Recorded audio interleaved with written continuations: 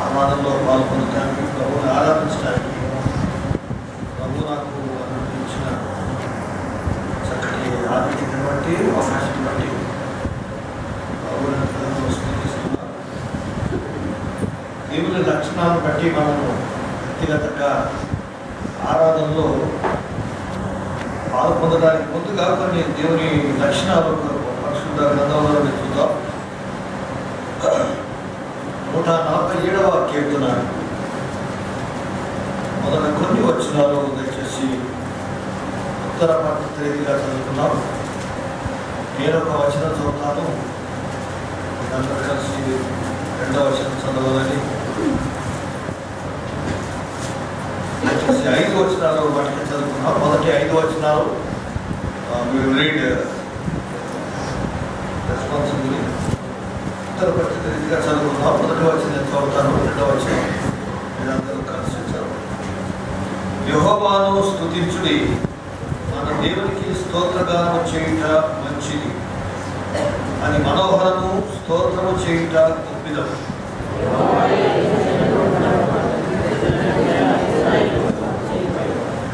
గుండె చెదిరిన వారిని ఆయన బాగు చేయువాడు, వారి గాయములు కట్టువాడు.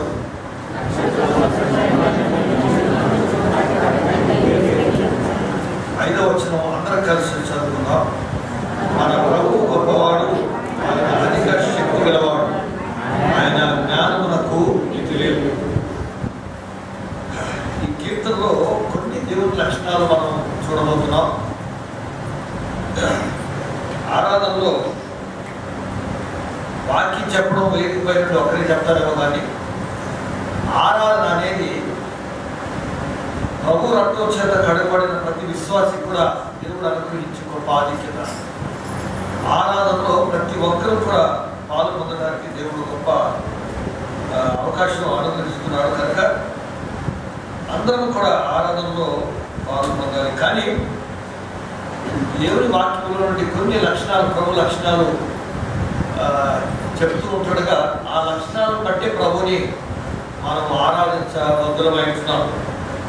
దీనిలో ఒక మాట 2వ వచనంలో ప్రత్యేక రీతిలో ఒక మాట గమనించాలి. చాలా ప్రత్యేకమైన మాట ఏంటంటే యెహోవాయే. యెహోవాయే అనేటువంటి మాట చాలా ప్రత్యేకమైన మాట. మన దేవుడు తప్ప ఈ లోకంలో ఎవరు కూడా అటువంటి లక్షణాలు కలిగి ఉండలేదు కనుక యెహోవాయే అనే మాటను బట్టి మాత్రమే మనం ఈరోజు ప్రభుని ఆరాధించాలి, స్తుతించాలి. స్తుతించడం అంటే ప్రభు చేసిన వేళను బట్టి ప్రభుకి వందనాలు చెల్లించడం, థ్యాంక్స్ గివింగ్ అని అంటారు.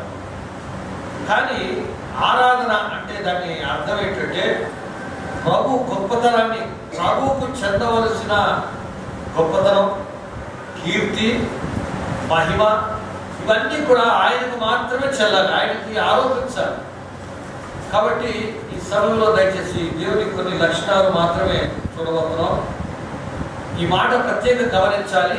యెహోవాయే అనేటువంటి మాట దేవుడి మీ ముందు ఉంచుతున్నాను కనుక మన దేవుడిని మాత్రమే మనం ఆరాధించాలి. మొట్టమొదటిగా చూసినట్లయితే యెషయా గ్రంథము 8వ అధ్యాయం, దయచేసి ఒకసారి చూద్దాం. యెషయా గ్రంథము 8వ అధ్యాయం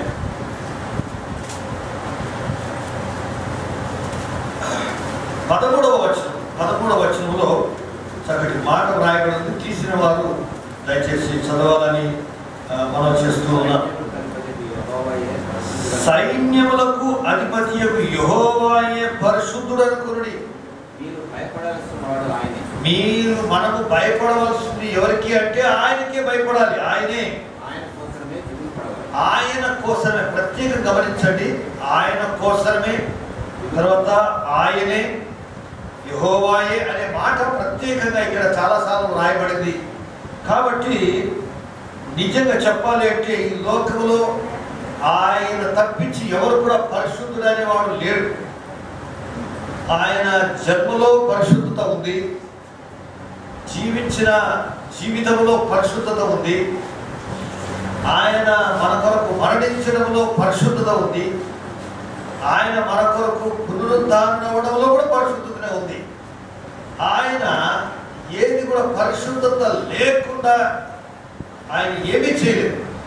అందుకనే ఒక దగ్గర అంటాడు కదా, నేను పరిశుద్ధుడు కనుక మీరును పరిశుద్ధులై ఉండండి. ఆయన సవాలు నేను పరిశుద్ధుడను అనేటువంటి మాట. ఇంకో దగ్గర అంటాడు కదా, యోహాను సువార్త 8వ అధ్యాయంలో అంటాడు కదా, నా యందు పాపం ఉన్నదని మీలో ఎవరైనా స్థాపించగలరా, నిరూపించగలరా, రుజువు చేయగలరా? ఈ విధంగా సవాలు విసరడం అనేది అది మన దేవుడికే చెల్లును. మన దేవుడు ఆయన నిజంగా అలా జీవించాడు కనుక చెప్పగలడు. ఒకవేళ వేదిక పైన నేను పరిశుద్ధుడని నేను ఒకరు చెప్పుకుంటే కొంతమంది నమ్ముతారు, కొంతమంది నమ్మరు. ఏమో మరి నేను చూడలేదండి. కానీ నాతో ఉండి నాతో తోటి సహవాసం చేస్తూ నాతో ఉంటూ నాతో తింటూ నాతో నడుస్తూ నాతో కాలం గడిపినటువంటి వారు చూసిన వారు నమ్ముతారు. కానీ యేసుక్రీస్తు ప్రభు ఈ లోకంలో జీవించాడు, పరలోకంలో కాదు. ఈ లోకంలో మన మధ్యలో తన నివాసం ఉండింది. ప్రకటన గ్రంథం 21వ అధ్యాయం 3వ వచనంలో దేవుని నివాసము మన మధ్యలో ఉండెను.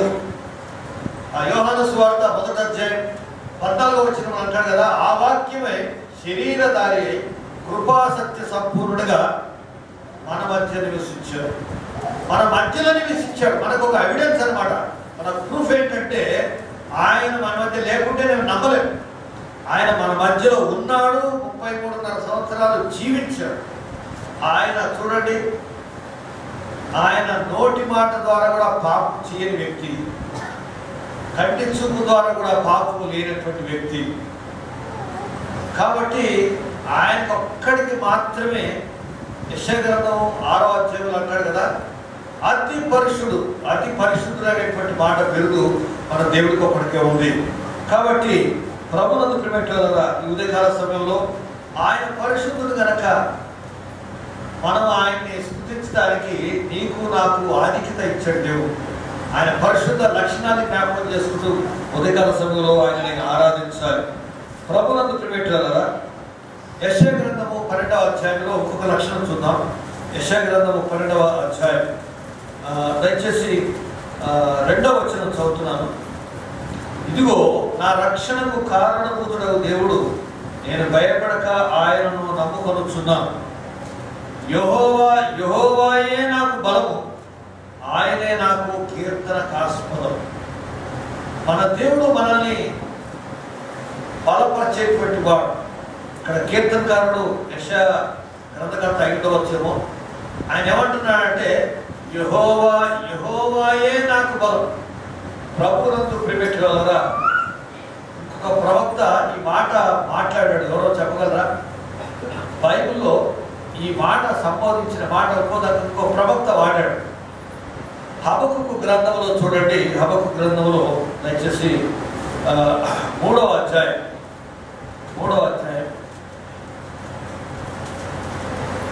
19వ వచనం. ప్రభువుకు యెహోవాయే నాకు బలం.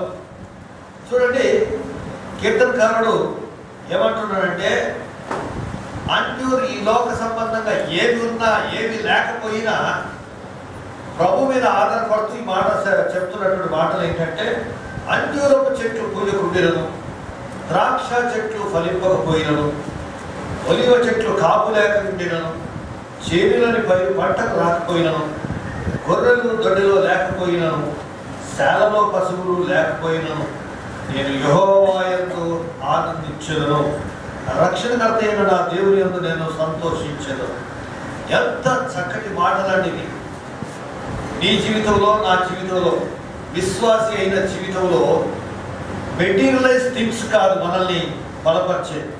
చాలా మందికి స్థానిక బలం ఎక్కువ, ధనబలం, తర్వాత ఉన్నటువంటి స్నేహితులతో కూడినటువంటి బలం, తర్వాత ఇంకేంటంటే ఎక్కువగా బలగం ఉంటే వాళ్ళకి ఎంతో బలం, వారి వెనక ఎంతో మంది సపోర్టర్స్ ఉంటే వాళ్ళకి ఎంతో బలం. కానీ ఇక్కడ చూసి గమనించినట్లయితే ఒక ప్రవక్త దేని మీద ఆధారపడటం లేదు. నాకు పంట ఉన్నా లేకపోయినా, తర్వాత గొర్రెలు దొడ్డిలో ఉన్నా లేకపోయినా, పశువులు శాలలో ఉన్నా లేకపోయినా, నాకు బలగం అనేటువంటి ఆ బలం లేకపోయినా, శారీరక సంబంధమైన సంశోధకులాగా నాకు బలం లేకపోయినా, నా బలం ఎవరంటే యెహోవాయే నాకు బలం. ప్రభువు నన్ను ప్రిపెట్టాలరా. మన నోటి ద్వారా ప్రభుని ఈ విధంగా ఆరాధన చేయడం కాదు, ఆ బలాన్ని నిత్యంగా మన జీవితంలో అనుభవిస్తూ ప్రభు బలం మీద ఆధారపడుతూ నిజంగా ఆరాధన చేయాలి. అదే ప్రభు ఇష్టపడుతున్నాడు. నీ జీవితంలో ఇటువంటిది అనుభవించకుండా నోటి మాటల ద్వారా చక్కని మాటలు వల్లిస్తే ఆయనకి ఇష్టం ఉండదు. ప్రభు శక్తి మీద నిజంగా ఆధారపడుతూ ప్రభుకి యెహోవాయే నాకు బలం అని చెప్పగలిగినట్లయితే దేవుడు మనల్ని ఎంతగానో మన ఆరాధన ఆయన అంగీకరించేవాడై ఉంటున్నాడు. ప్రభువునందు ప్రియమైనవారా, దయచేసి చూడండి 121వ కీర్తన 5వ వచనం. ఈ మాటల్లో చదివిన మాటలను మీరు గమనించాలి. యెహోవాయే అనేటువంటి మాట మీరు గమనించాలి ప్రత్యేకంగా. దయచేసి 121వ కీర్తన 5వ వచనం చదవండి ఎవరైనా. యెహోవాయే నిన్ను కాపాడేవాడు. దయచేసి చాలండి. యెహోవాయే నిన్ను మనల్ని కాపాడేది మన బలగం కాదు, మన ధనం కాదు, లేకపోతే మనల్ని కాపాడేవాళ్ళు. దయచేసి ఈ మధ్య మినిస్టర్స్ ఎలక్షన్స్ ముందు చాలా వాగ్దానాలు చేశారు కదా మనకి. నేను నీ కొరకు నన్ను గెలిపించండి, నేను మీ కొరకు ప్రాణమైన అర్పిస్తాము, ప్రాణాలు అర్పిస్తాము, మీ కొరకు మేము ఆయన మరణించడానికనే సిద్ధం. మనము వాళ్ళని నమ్మి ఓట్లేసిన తర్వాత అది మినిస్టర్స్కి ఏ కారణం లేదు. టాటా కదా, టాటా వాళ్ళ సఫర్. టాటా 10 కార్లకు కూడా ఒకటే రిజిస్ట్రేషన్ నంబర్ ఉంటుంది. తర్వాత అద్దాలు కనబడవు. ఆయన మనల్ని పరిపాలించబోయే నాయకుడు ఏ కారులో ఉన్నాడో మనకే తెలియదు. దయచేసి మన కార్లకి వాళ్ళ కార్లకు ఉన్న ప్రత్యేకత ఏంటంటే అది 100% బుల్లెట్ ప్రూఫ్. అది ఎందుకు చెప్పండి? ఆయనకి ఒక్క రక్తం ముచ్చుకు కూడా బయటికి రాకుండా కాపాడుకోవడం. మనుషుల్ని నమ్మితే మనకి ఏమీ రాదండి. మనుషుల్ని నమ్మితే మనకు మిగిలేది ఏంటంటే చివరికి మోసమే. అందుకే ఏమంటారంటే రాజులను నమ్ముడు కంటే యెహోవాను ఆశ్రయించుదా. మన దేవుడు ఎంత నమ్మకమైన వాడండి. మన కొరకు ఒక్క రక్తము చుక్క, ఒక బొట్టు కూడా తన కొరకు మిగిల్చుకోకుండా చివరి రక్తము చుక్క వరకు కూడా మన కొరకు చిందించినటువంటి, ప్రాణం అర్పించినటువంటి ప్రేమ కలిగినటువంటి దేవుడు. ప్రభునందు ప్రియమైనవారా, యెహోవాయే నిన్ను కాపాడు. ఆ మాట అన్నటువంటి వాడు ఎంతో నమ్మదగినటువంటి వాడు. నిజంగా నీ కొరకు, నా కొరకు, నిన్ను నన్ను రక్షించడానికి తన ఏకైక ప్రియకుమారుడు యేసుక్రీస్తు ప్రభుని లోకమునకు పంపించడానికి ఏమాత్రం వెనకాడలేదు. ఆయన ఏమాత్రం వెనకాడలేదు. గలతీ రాసిన పత్రిక 4వ అధ్యాయం 4వ వచనంలో ఏమంటాడంటే కాలము సంపూర్ణమైనప్పుడు ఆయన తన కుమారుని లోకమునకు పంపాడన్నమాట. అదే అండి నిజంగా నమ్మకత్వం అంటే. వాగ్దానం చేసిన వాడు నమ్మదగినటువంటి వాడు ఆయన. అందుకనే నమ్మదగినటువంటి మాట ఎంత చక్కగా మాట్లాడుతున్నాడంటే యెహోవాయే నిన్ను కాపాడు. యెహోవాయే ఆ మాట చాలా ప్రఖ్యాతంగా మనము నిజం పర్టికులర్గా ఆ వర్డ్ మనము నిజం కోట్ చేయాలి. ఆరాధన చేస్తాము. ప్రభా నీవు మాత్రమే ఆరాధనకు తగిన వాడు, ఎందుకంటే నీవు మాత్రమే నన్ను కాపాడే దేవుడు వైపున్నావు. ఈరోజు సజీవుల జాబితాలో ఉన్నాను అని అంటే ప్రభునందు ప్రియమైనవారా, యెహోవాయే మనల్ని కాపాడుతున్నాడు కనుక ఆ కాపాడే లక్షణాన్ని బట్టి ఆయన. అందుకనే నేను గొర్రెలకు మంచి కాపరిని. మంచి కాపరి ఏం చేస్తాడండి? గొర్రెల కొరకు తన ప్రాణం పెడతాడు కనుక ఆయన ప్రాణం పెట్టాడు. ప్రాణం పెట్టకముందు చెప్పట్లేదు ఈ మాట, ప్రాణం పెట్టిన తర్వాత ఈ మాట మాట్లాడుతున్నారు. ఏంటంటే మంచి గొర్రెల కాపరిని, మంచి గొర్రెల కాపరి గొర్రెల కొరకు తన ప్రాణం పెట్టిన మాట మన దేవుడికి మాత్రమే వర్తించినటువంటి మాట మనం ఇక్కడ చూడబోతున్నాం. దయచేసి ప్రభువునందు ప్రేమికులారా ఇంకొకటి చూద్దాం. చూడండి, సామెతల గ్రంథము 2వ అధ్యాయం. సామెతల గ్రంథము 2వ అధ్యాయం. దయచేసి 6వ వచనం చదువుతారు. ఇప్పుడు ఇంకొక మాట, యెహోవాయే జ్ఞానమిచ్చువాడు, తెలివియు వివేచనయు ఆయన నోట నుండి వచ్చుతాలండి. నిజంగా ఈ లోకంలో జ్ఞానవంతులు లేకపోలేదు. చాలా మందికి జ్ఞానవంతులు ఉన్నారు ఈ లోకంలో. వాళ్ళ జ్ఞానాన్ని బట్టి మంచి మంచి పదవులు వాళ్ళు అటువంటి స్థానాలని ఆక్రమించారు. వాళ్ళకి జ్ఞానం లేకపోతే అటువంటి స్థానాలు లభించలేరు. ఈ దేశంలో మన అధికారులు కూడా, మన దేశ పరిపాలకులు కూడా వారికి ఉన్నటువంటి జ్ఞానమును బట్టి లోకాన్ని పరిపాలిస్తున్నాడు. కానీ ప్రభువునందు ప్రియమిత్రులారా, నీకు జ్ఞానము కావాలి అంటే ఎక్కడి నుంచి రావాలి అని అంటే యెహోవా దగ్గర నుంచే రావాలి. ఆ మాట చూడండి, యెహోవాయే. మనం చదువుకోయే ప్రతి వచనంలో కూడా యెహోవాయే అనే మాట ప్రత్యేకమైనటువంటిది కనుక ప్రభువునందు ప్రియమిత్రులారా, కొరింథీ పత్రికలో 1వ అధ్యాయంలో అంటాడు కదా, లోకంలో ఉన్నటువంటి జ్ఞానులందరి యొక్క జ్ఞానాన్ని కలిపి మూటగడితేనంట అది దేనితో సమానం? దేవుని యొక్క వెర్రితనంతో సమానం అంట. నిజంగా ఎంత వాక్యాన్ని అర్థం చేసుకోవడం ఇది చాలా కష్టం మన జీవితంలో. ప్రభువునందు ప్రియమిత్రులారా, ఈ సమయంలో దేవుడు నీతో నాతో మాట్లాడుతున్నాడు. ఏంటంటే యెహోవాయే జ్ఞానం ఇచ్చువాడని ఆ వాక్యంలో రాయబడింది కనుక మనం ఈ సమయంలో మన దేవుణ్ణి మనం నిజంగా ఆరాధించబద్దులమై ఉంటున్నాం. ప్రభువునందు ప్రియమిత్రులారా, చివరిదిగా నిర్గమకాండము 15వ అధ్యాయం 26వ వచనం వరకు ఒక లక్షణం చూద్దాం. తీసినటువంటి వారు చదవండి. నిర్గమకాండము 15వ అధ్యాయం 26వ వచనం. శ్రద్ధగా విని ఆయన దృష్టికి న్యాయమైనవి చేసి ఆయన ఆజ్ఞలకు విధేయులై అనుసరించి నడిస్తే నేను ఐగుప్తీయులకు కలుగజేసిన రోగాలలో ఏ రోగం కూడా మీకు రానియను. నిన్ను స్వస్థపరచు యెహోవాను నేనే. అంటే యెహోవాయే నిన్ను స్వస్థపడతాడు, వేరొకరు ఎవరు కూడా స్వస్థపరచలేరు. ప్రభువునందు ప్రియమిత్రులారా, ప్రస్తుత కాలంలో మంచిగా బిజినెస్ లో మంచి కొనసాగుతున్నారంటే ఎవరు తెలుసా? డాక్టర్సే. ఎవరికైనా ఏమన్నా బిజినెస్ లో తగ్గుతుందేమో కానీ డాక్టర్స్కి మాత్రం ఎందుకు చెప్పండి? వాళ్ళ రోగాలు ఎక్కువ అవుతుంటే వాళ్ళకి ఎంత సంతోషమో చెప్పలేరు. కానీ డాక్టర్స్ కూడా కనుగొనలేనటువంటి రోగాలు, ఏమి రోగాలు అసలు అర్థం కావట్లేదు ఎవరికి, అంత చిక్కటం లేదు. వాళ్ళ చదివిన చదువుకి ఈ రోగం కనుక్కునేటప్పటికి వాడికి అసలు మతిపోతుంది. చదివినంత చదువు కూడా ఈ రోగాన్ని వాళ్ళు డయాగ్నోస్ చేయలేకపోతున్నారు. అటువంటి రోగాలు వస్తున్నాయి. ఇశ్రాయేలీయులకి వాళ్ళు చేసిన 40 సంవత్సరాల అడవి ప్రయాణ జీవితంలో విచిత్రం అనిపించింది ఏంటంటే, వాళ్ళు పెరుగుతున్న కొద్దీ వాళ్ళ బట్టలు అవి కూడా సైజులు కూడా పెరుగుతూ ఉన్నాయి.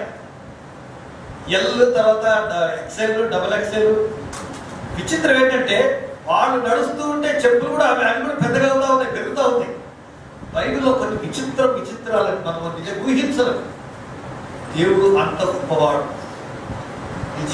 మన జీవితంలో కూడా మనకు అదే ఆశీర్వాదం. మనకు నిజంగా ఆరోగ్యంగా ఉండటమే అది ఆశీర్వాదం. అని సొలొమోను మహారాజు అంటాడు కదా, ప్రసంగి 2వ అధ్యాయం 24-25 వచనంలో నిజంగా చక్కటి మాట ఉంది. ఒకసారి చూసుకుందాం. ఒకసారి ప్రసంగి 2వ అధ్యాయం దయచేసి 25వ వచనం. ఆయన సెలవు లేక భోజనం చేసి సంతోషించుట ఎవరికి సాధ్యం? నిజంగా ఎవరికి సాధ్యం కాదు. దేవుని అనుమతి లేకుండా, దేవుని కృప లేకపోతే ఒక ముద్ద మనం భోజనం చేయడం కూడా ఆయన అనుమతి అవసరం. కాబట్టి నిజంగా అంటున్నాడు కదా ఇక్కడ, యెహోవాయే నిన్ను స్వస్థపరచువాడు. యెహోవాయే నిజంగా ఆయన ఇచ్చిన లక్షణాలను బట్టి మనం ఒకసారి చూసినట్లయితే ఆయన మనకి ప్రతిదీ కూడా ఆయన కృప ఉండి మనం జీవిస్తూ ఉన్నాం. ఈ లోకంలో మనము నిజంగా సజీవులంగా మనం లోకంలో జీవిస్తున్నాము అని అంటే, నేను నిజంగా ప్రతి ఉదయం లేవగానే ప్రభువా నీ కృప ఎంత, ఈ ఉదయకాలాన్ని బాహ్య నేత్రాలతో చూడగలిగే కృప నాకు ఇచ్చావు, నీకు వందనాలు ప్రభువా. స్తుతించాలి, అడుగును మనం ప్రభువుని స్తుతించాలి. ప్రభువును స్తుతించడానికే నీవు నేను ప్రత్యేకంగా సృజించబడినటువంటి వారు. అన్నిటికన్నా భయంకరమైన పాపం ఏంటి తెలుసా? కృతజ్ఞత చెల్లించకపోవడమే.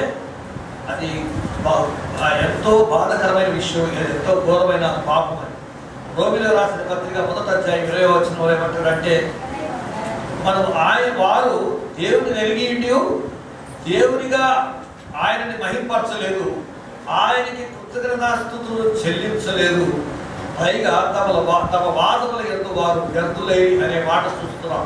కాబట్టి ఏంటంటే మనము నేను వ్యక్తిగతంగా హృదయం తెరిచి, ప్రభా ఎంత కృతజ్ఞతలు నాయన, నీకు నిండిన హృదయంతో ఆరాధిస్తే కట్టెపడి నీళ్లు రాలని, కృతజ్ఞత హృదయం విరిగిన హృదయంతో ఆరాధిస్తే కట్టెలు కార్చకుండా ఉండలేవు ప్రభువుని.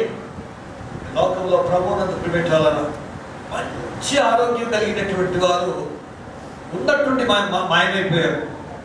నేను నిజంగా మా ఇంటికి DC క్రానికల్ పేపర్ వస్తుంది, ఫస్ట్ చూసేది ఏంటంటే డెత్ కలర్ఫుల్ అని చూసి నిజంగా ప్రభువును స్తుతిస్తారు. ప్రభువా నా ఫోటో ఈ జాబితాలో లేకుండా చేసావు, ఈ కృప లేకపోతే ఎవడు ఆరోగ్యంగా ఉండేవాడు, ఎవడు సజీవుల జాబితాలో లెక్కించగలడు?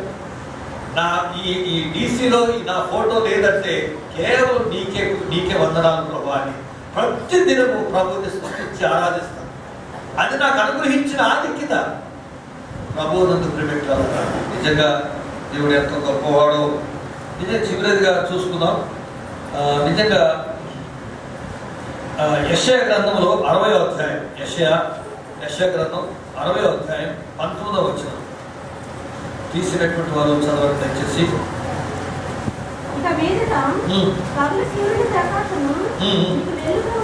నీకు వెలుగుగా ఉండదు,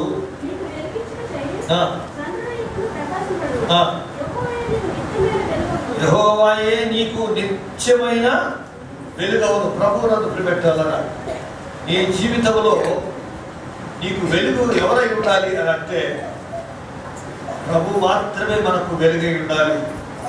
ఆయన మాత్రమే మనకి మార్గదర్శకుడుగా ఉండాలి.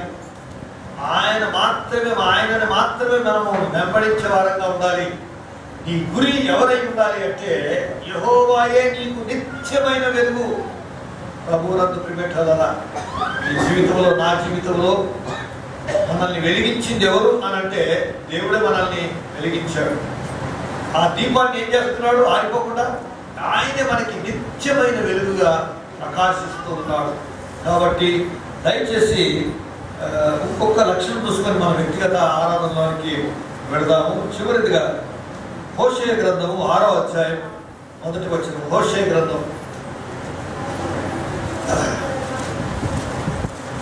దానియేలు గ్రంథం తర్వాత ఉంటుంది.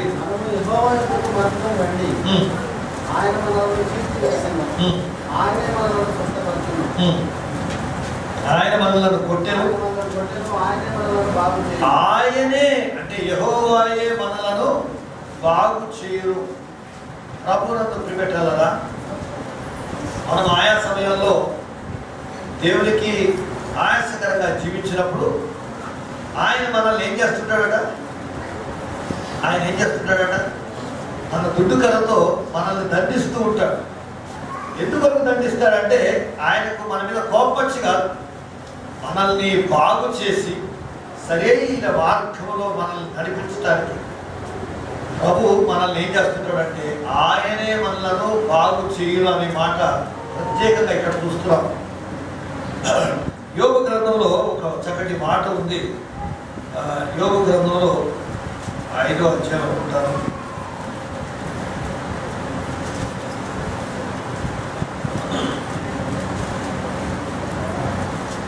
పదిహేడు 18 వచ్చిన దేవుడు కర్తించి మనుషులు ధన్యుడు. కాబట్టి సర్వశక్తులకు దేవుని ఆయన గాయపరిచి గాయమును కట్టును, ఆయన గాయం చేయును, ఆయన చేతులే, ప్రత్యేకంగా ఈ మాట అవసరం, అది ఆయన చేతులే స్వస్థపరచును. ప్రభువునందు పెట్టాలన్నా ఆయన చేతులతో మనల్ని అప్పుడప్పుడు దండిస్తూ ఉంటాడు, శిక్షిస్తూ ఉంటాడు. దేని కొరకంటే మనల్ని బాగు చేయటానికి, ఆయన స్వరూపంలో మనల్ని మార్చడానికి ప్రభువునందు ప్రిపెట్టాలన్న ఎంత గొప్ప ఆధిక్యత ఉదయకాల సమయంలో. మనల్ని దేవుని పిల్లల్ని చిన్నగా అంచడానికి వీల్లేదు. దేవుడు ఆయన రాజులకు రాజు అయితే మనల్ని రాజులుగా చేశాడు. ఆయన ప్రధాన యాజకుడైతే ఆయన రాజులైన యాజక సమూహంగా నిన్ను చేశాడు. దేవుడి ప్రజలైన సొత్తుగా మనల్ని చేసుకున్నాడు. ప్రభువునందు ప్రిపెట్టాలరా నిజంగా నీవు నేను ఎంత గొప్ప ఆధిక్యత కలిగి ఉన్నాం. మనం ఆరాధించడానికి గత వారంలో ఒక ప్రత్యేకమైన పేరును అది జ్ఞాపకం చేసుకుంటూ ప్రభువుని ఆరాధించకూడదు. దేవుని లక్షణాలు ఏమైతే ఉన్నాయో ఆ లక్షణాలని మనం జ్ఞాపకం చేసుకుంటూ వ్యక్తిగతంగా మనం అందరం కూడా యెహోవాయే అనే మాట మనం వక్రీకరిస్తూ ఆయన లక్షణాలను జ్ఞాపకం చేసుకుంటూ ఈ సమయంలో మనం అందరం కలిసి ప్రభు ఆరాధనలో పాల్పొందుదాం.